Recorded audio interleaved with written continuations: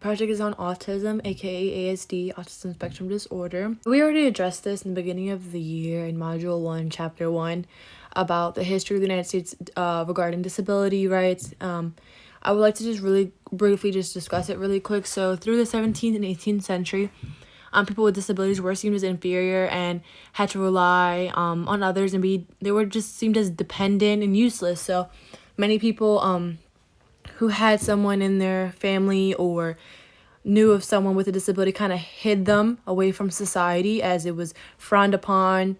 The eugenics movement derailed progress in the 20th century. The eugenics movement was basically Charles Darwin's theory that survival of the fittest. So sterilization started occurring. In the mid-20th century, Brown versus Board of Education happened in 1954, which allowed students to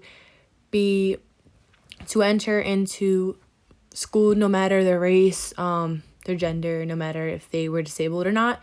The U.S. District Court for the District of Columbia in 1972 ruled that they could not reject students with disabilities. The Rehabilitation Act of 1973 and the Individuals with Disability Education Act introduced FAPE 504 and the IEP.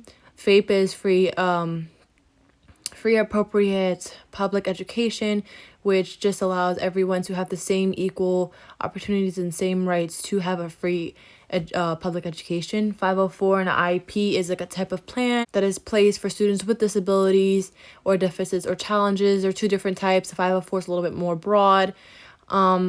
National Alliance for the Mentally Ill, the NAMI, was established in 1979 by parents of children with disability. There was a lot more advocacy in the mid-20th century. The ARC was created during this time, before it had another name. There was a lot more normalization, although, there was a lot of stigmatism against surrounding disability, and there still is a lot of stigmatism.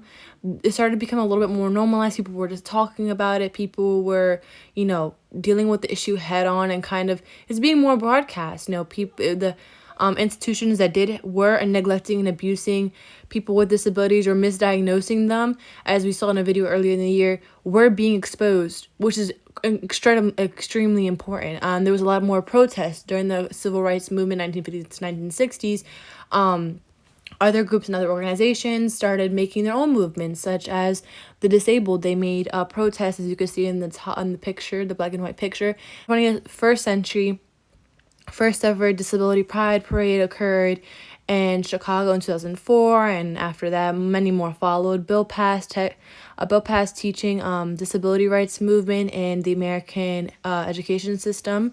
There was an act before talking that had addressed fair wages, but this specific executive order included those who were disabled. American Bar Association outlawed discrimination against those who were disabled in 2016. And although we already discussed about schools beforehand, in the mid-20th century, they had it was outlawed that you would permit a child with disability into a school. However, they would just sometimes throw them into a special ed classroom where maybe they could be placed in a general ed classroom just because they labeled them as disabled. So, history of autism. So, the word was first used in 1908 by psychiatrist Eugene Bleuler.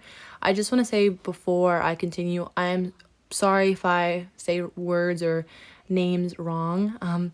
Hans Asperger and Leo Kanner in the 1940s had completely different perspectives, and they studied children with different characteristics. Hans Asperger further on would coin the term and kind of characterize Asperger's syndrome. As you can see, his last name is Asperger.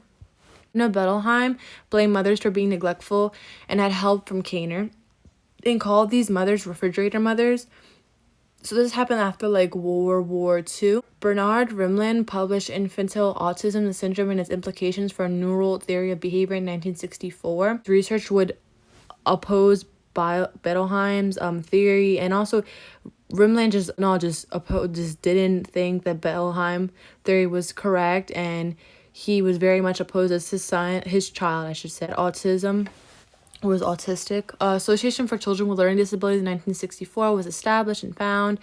ASD was better, known in the research. They now have, debunked the theory that Bettelheim had against the refrigerator mothers, and, concluded that autism comes from genetics. In 1991, government created special category for the term, as before was considered a part of schizophrenia, and schools began having programs and services directed to autism. Asperger's syndrome in 2013 was included in ASD. Autism today still is seen more of an issue within boys. This is 2016 statistics. 1 in 34 boys and 1 in 144 girls have been diagnosed with autism in 2016. And now it is ASD, autism spectrum disorder, as autism or any one of these disorders are kind of more broadened out to a spectrum. ASD is a lifelong neurodevelopment disability, and it levels from 1 to 3 of severity. 1 in 54 children in the U.S. in 2020 was diagnosed with ASD. So as you see, as I said before and inferred, that there will be more of an increase of children with ASD. And as population increases, there will be more children diagnosed with ASD, as well as, medical discoveries, more education to parents. Parents are the ones that advocate for their children. If they are more knowledgeable about their children and the disabilities that occur, then they will be able to have the right questions and have the right tools to be able to better help their children. So as you can see in level 1, high functioning autism, this is like the type of with this spectrum, you kind of are able to do daily activities, daily routines. You may have a little bit of hard time communicating with others, may have problems with organization, difficulty switching activities such. And then level 2 with autism, you may require a little bit of extra support.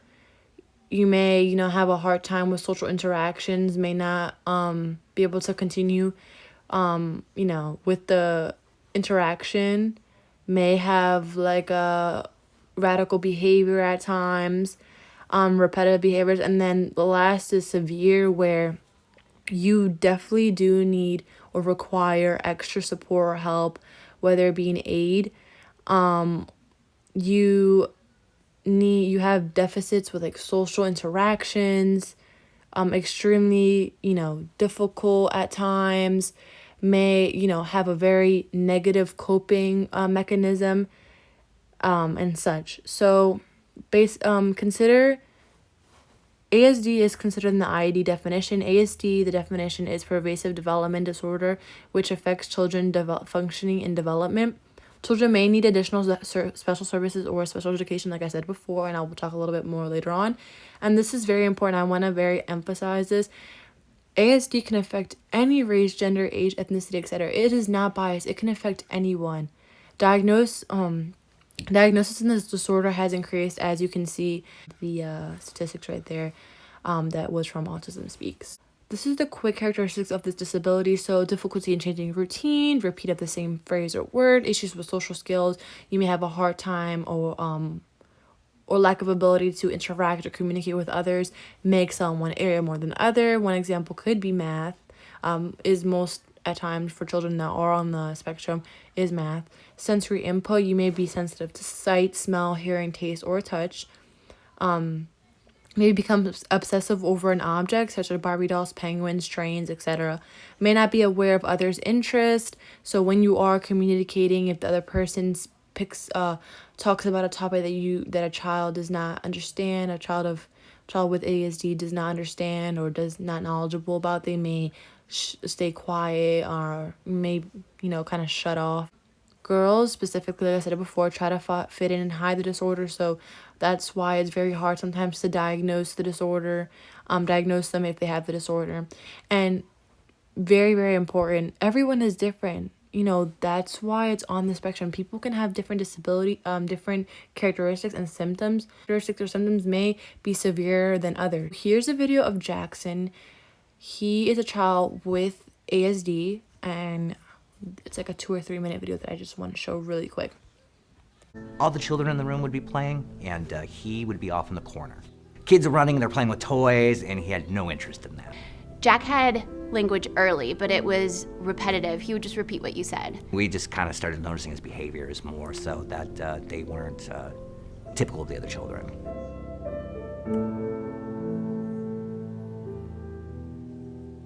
We had him evaluated through the local school district, and they're the ones who actually brought up autism to us.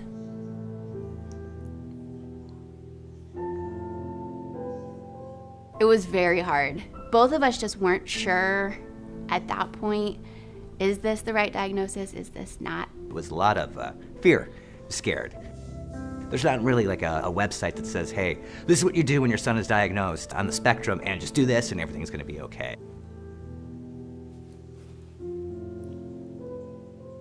We haven't told a lot of people about Jack because we're so worried about the stigma. A lot of people don't even understand there is a spectrum and what that even means.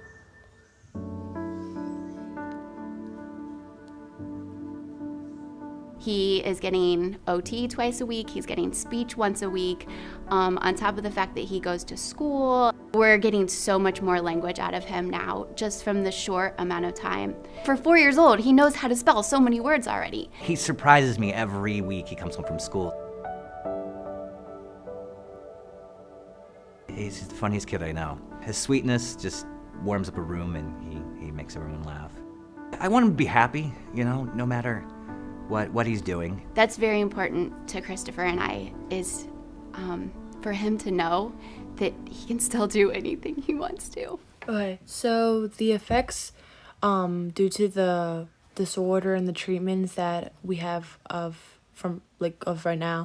So there's no cure or no medicine that cures ASD, though there are medications that can help with side effects from the disorder, or additional effects or symptoms from that is resulted or caused by the disorder, which is anxiety, OCD, depression.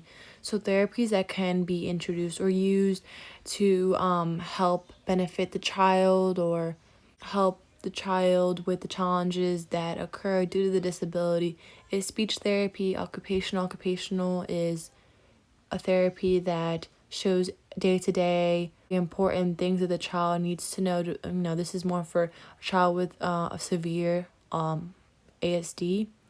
Therapist will teach the child how to tie their shoes, depending on how, the age, brush your teeth, how to cross the road, how to just do simple tasks, do things that are very important in our day-to-day life, and also social skills. Technology can be used to allow the child to learn how to socialize, such as laptops, as you can see on the bottom left.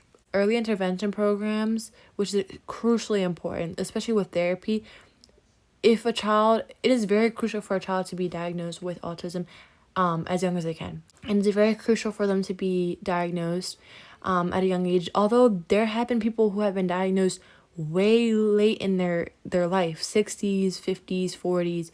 But it is very crucial, like I said before, because they can join early intervention programs like ABA, Applied Behavior Analysis, which is a behavioral treatment that encourages positive behavior.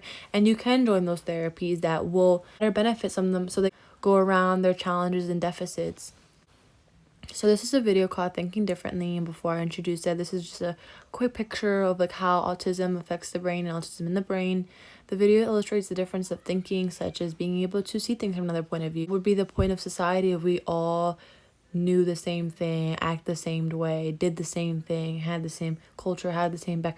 We would be a very boring society. There would be nothing new. There would be no evolution of anything. We would be stuck in the old days, and having people with different backgrounds, having people with different mindsets, having people with a different point of view, thinking outside of the box is extremely important. And that's exactly how we as a society have been able to develop and constantly change and be better and have better technology and have an advancement in medicine, have good education, just as a whole, just be better. Of ASD and how it could be extremely broad and illustrates the history of the disability. So here's the video.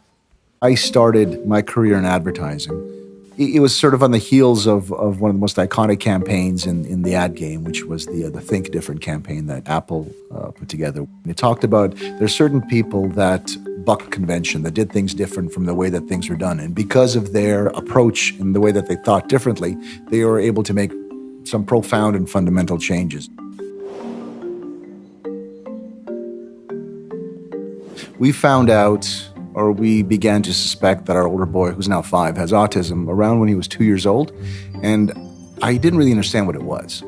You've seen probably Rain Man or something, and you have some understanding of some exceptional skills, or the word that sometimes has been used is a savant. But you don't really understand what it is. So autism is a gap in communication.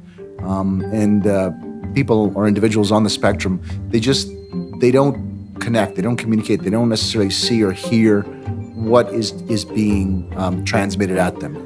The spectrum is kind of a wide berth of understanding. It's a bit of a catch-all. Autism it's not binary. It's not like you have a cold or you don't have a cold. It's a whole range of symptoms that in the spectrum is comprised of ADHD, autism, speech apraxia, a number of things. But that's sort of at its core what autism is. You can look at various behavior of some notable people in history, Albert Einstein, for example, even some historical figures like Mozart, recent figures like Amelia Earhart, even Steve Jobs. And they displayed some very classic behavior of people on the spectrum. I was reading a report that was published in the Journal of Autism and Development Disorders. It talks about how people on the spectrum are programmed to think differently. And they did a series of tests. They asked a number of people, I think there's a sampling of about 350 people, and they asked them to look at common things like paper clips and identify alternative uses for these common items. A neurotypical response to that question would have been things like a pin or a fish hook or a piece of jewelry. People on the spectrum gave answers like a ballast for a paper airplane or chips for gambling. And they found that their responses were less than 5% of the common responses of the whole sample size. So they were actually, quantitatively different. So people on the spectrum, the right side of the brain, the one that answers, as they say, for the creativity, for the common experiences, the more sort of social behavior, it's impaired. It's one of the reasons that they are the way that they are. There isn't really a social common behavior that they have. There aren't the same references that they share with people. So people on the spectrum, their left side, the more logic side, not only is it not impaired, because it's what they use more often, in some cases it tends to be more developed. And the theory that came out of this piece was people on the spectrum, they approach problem solving differently because that's the way that they're wired. I think many people remember the Think Different campaign. It talked about there's certain people that did things different from the way that things were done. And there was a 1-minute film basically celebrating that. Here's to the crazy ones, the misfits, the rebels, the troublemakers, the round pegs in the square holes, the ones who see things differently. So like we talked about the whole semester, creating an inclusive classroom, so specifically for ASD and also for children with disabilities, partnering with paraprofessional or special ed teachers, that can be beneficial even if determined by their IEP or 504. They don't need a paraprofessional or special ed teacher. You can still talk with your coworker. You can still talk and collaborate with other people and specialists so you can get a better understanding as a teacher of the disability. Understand maybe even their backgrounds. As I said before, children with ASD, come from different backgrounds, doesn't just target a specific community. So it's extremely important to, as a teacher, be collaborative and talk to special ed teachers and be able to modify, as I'll say in the next slide.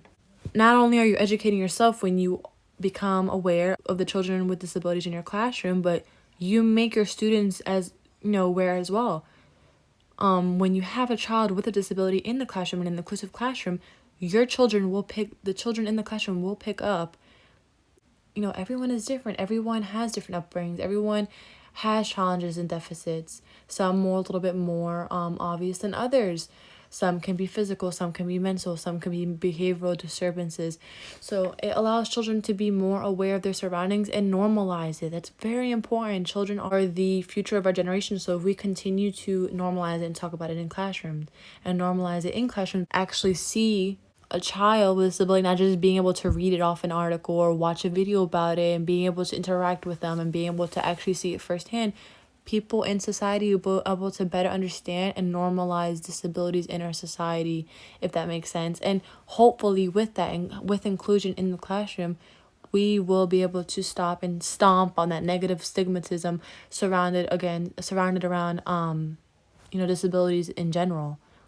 As we said before, one of the characteristics or symptoms of ASD is sensitive sensory. So by doing that, in an inclusive classroom, we have to make sure to reduce so the child does not get overloaded with their senses. And you can not only just do this for children with ASD, but you can do it for many children with different types of disabilities or without.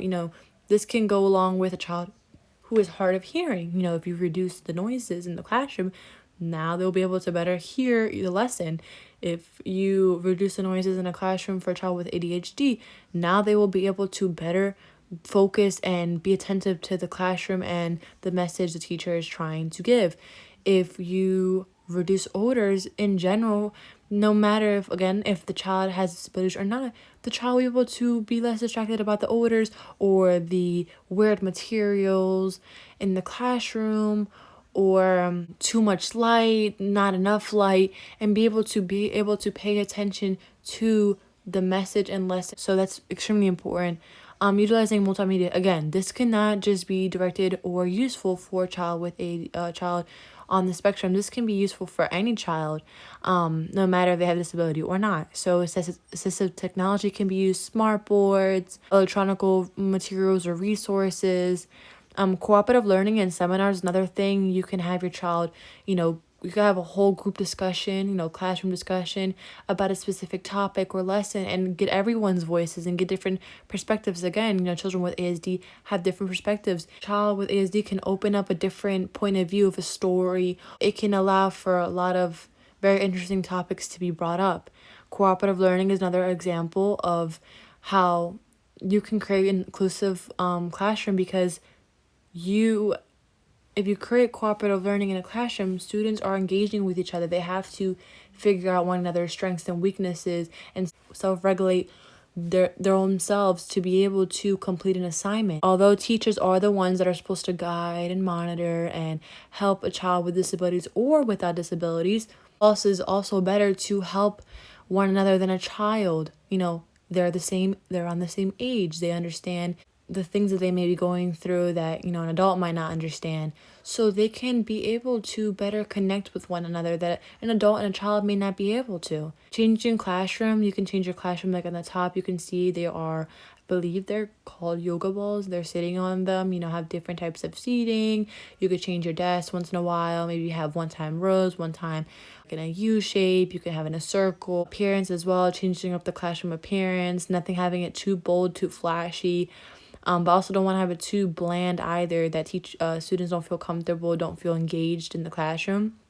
Different types of having letters bolded, having it highlighted, having drawings, as you can see with the PEMDAS, the textile size, mnemonics. I don't know if I pronounced that correctly, but again with the PEMDAS, pandas eat mushrooms and dumplings, apple slices. That is a mathematical type of equation that you do. Parentheses, exponent, multiplication, division, addition, subtraction. Even I remember it, and I'm graduated out of high school, and I will probably forever remember PEMDAS. Please excuse your dear Aunt Sally. So, charts, visuals, cues, different forms of response is extremely important for any child in a classroom. It allows there to be, differentiation in the classroom, not just the same boring thing that will not allow the child to either be represented, allow them to be engaged in the classroom or action expression with the UDL. With the oral and written presentation type of thing, I wanted to include that specifically for a child with ASD, they lack communication skills. Allowing them to be able to write out the response or present it either through video or even through action will allow them to be able to give the response and participate in class, but in a more modified way where they may they don't have to speak out their answer. And gradually throughout the year, the teacher can slowly have them and, encourage them to speak out their answer with slow sentences and continue, at least, even if it's the beginning, they can participate and not feel excluded from the class, as it's an inclusive classroom. So, setting and having written out routines. So you can have a written out drawing on the board of the schedule. And this could not just only help children with ASDs who love to have routines, but any child. Me personally, I like sometimes knowing what the classroom was going to look like that day. How much time were we going to spend on a specific topic? So it's extremely important. You can even have it written out if you don't want to have the schedule out for everyone to see. You can have it written out and give it to the child ahead of time so they understand and know the routine, so they can kind of get ready for change if there will be change, or get ready for the routine. So for like UDL, I said before, engagement, one of the examples that I have on here is using multimedia. Representation, the bolding, highlighting, textile and size differentiation, action expression could be the different types of responses. And that with the IEP, depending on how the IEP was determined by the parents / guardians, child study team, school district representative, teacher, and specialist, the child may need a paraprofessional or may have to go to a special ed classroom during certain blocks. But hopefully with a UDL, with the SMART goal that you have created and the strategy that you have created with engagement, representation, action, expression, as a teacher, you will be able to keep the child in an inclusive classroom or a high-risk child in the classroom, and continue to have them learn and grow within with their other students, and meet the goal or expectation that you had them, the realistic goal or expectation that you have for them. I loved when teachers were allowed me to have the extra help in time, because there were times where I suck at math, and there were times where I needed that extra help or time to just sit down and be able to, start fresh the next day, to be able to finish my math test, instead of just rushing and just throwing whatever on there, and not being able to fully, to my potential, be able to answer the correct answer, even if it is wrong, be able to answer the question and be able to get the grade that I earned and deserved. So same thing for a child with a disability or with ASD, they may need some extra time to sit down and think about their answer, or be able to just connect. Sometimes, a child's brain isn't working at the moment. Sometimes they're so anxious or frustrated or concerned with something else that they may need the extra time. And depending, not just with ASD, but if they have language barriers or deficits in other areas, they may need the extra time to just sit down and think about their answer, or be able to respond the correct way. So teacher's role in a classroom, general ed or inclusive classroom, they need to know how to modify classroom and activities. No matter if you have a child with disabilities or defects or challenges, not every class that you have is, not every student, not all the students in every year in your class are going to react the same way to the same activity. Things need to change, things need to progress, things are constantly changing in society, just like classrooms constantly to change. And it's important to be able to modify your activity. Setting goals, realistic expectations. As a teacher, you need to set realistic expectations, no matter if the child has a disability or not. Children have different needs. Children need to have different expectations and different goals. They need to have a whole goal as a classroom, be able to meet these type of requirements, but there also need to be individual goals and expectations as well.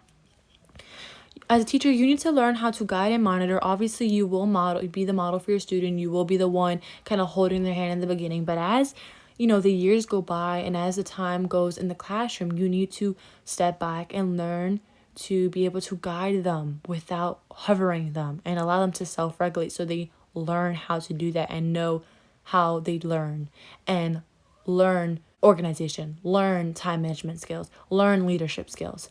So a teacher needs to be consistent, respectful, understanding, be culturally aware, because again, a child with ASD can be of any background. So you're not only just dealing with the child's disability, but you are also dealing with a child's background. They may have different upbringings. They may have a language barrier. They may have different morals or values. They may have a whole different type of, mindset. So you have to also, as a teacher, be aware of that. And very important, patient.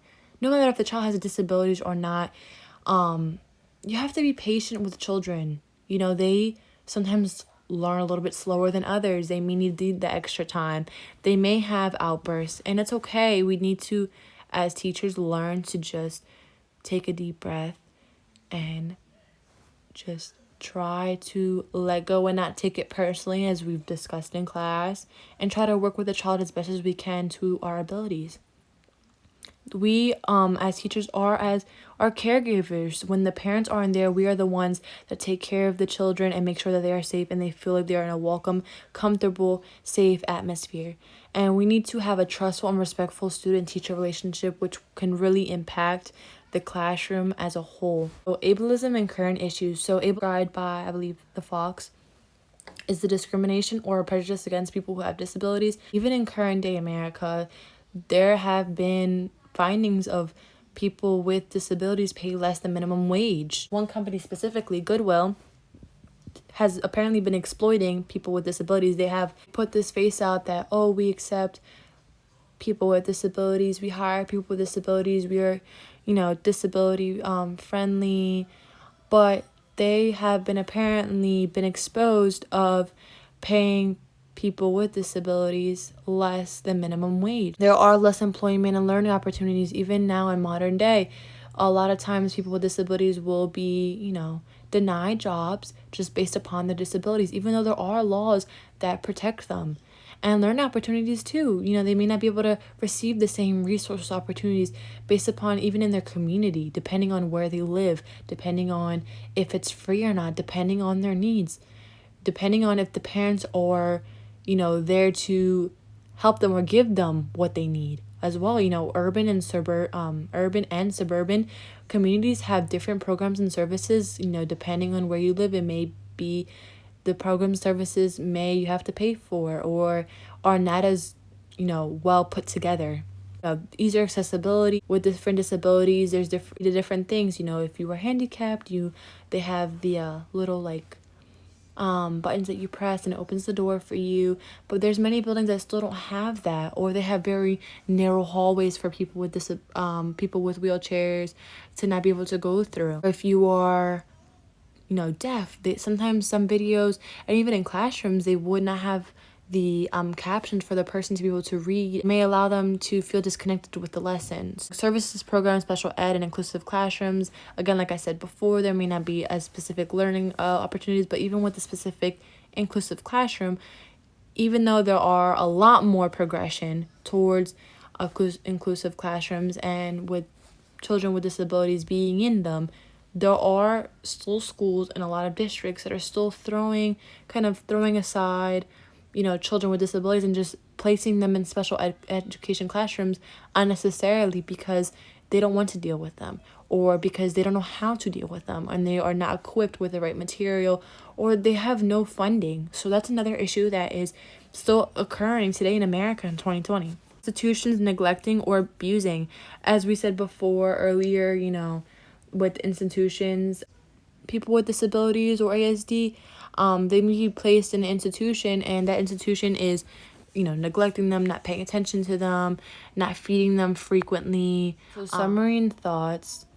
So ASD, I feel, although even though they have the symptoms, the lack of communication skills and, erratical behavior and obsessiveness with a specific topic, ASD, really, we need to look not only at the symptoms and the negative stigmatism around it, but we need to highlight the good things that come from it. I don't know if I'm saying this correctly, but we need to highlight the positiveness, the being able to think outside of the box, the being able to be different, being able to think a whole different way, being able to just be unique. I feel like we need to highlight that, not just for ASD, but disabilities in general. When we label children or label people and we put them down and we have these negative stigmatisms and negative stereotypes, they themselves will lose confidence in themselves because they believe that. And if we as a society become more educated on these things, be educated more on these topics, we can also highlight again the big positives and what can come out of, you know, having these disabilities. You know, as you saw in the video, Differently Thinking video, may have not been diagnosed with ASD. They had characteristics. Steve Jobs, my phone that I'm using right now, is literally an iPhone. You know, if it wasn't for Steve Jobs, who knows where, you know, phones would be today. For Albert Einstein was another person that was apparently characterized. Where would we be today without Albert Einstein and a lot of the many different types of you know, breakthroughs that he made? So I feel like it's incredibly crucial for there to be representation. This specific person, Greta Thunberg, is an advocate for that are on the spectrum, and she herself is on the spectrum. She has Asperger's syndrome. She's 17. She's a climate activist. She has been nominated for the Nobel Peace Prize 2 times. You know, I'm an 18-year-old girl and I'm in college. I haven't very much accomplished much, not as big as her being nominated 2 times for a Nobel Peace Prize. Like, that's very impressive. She's been a representative for the UN. And I really believe with good representation such as Greta Thunberg, you know, not only the community, the ASD and the disability community, but society will be able to see that it's not a shame. It's not a burden. You're not useless. You're not a stain on society if you have a disability or have a challenge or have a deficit.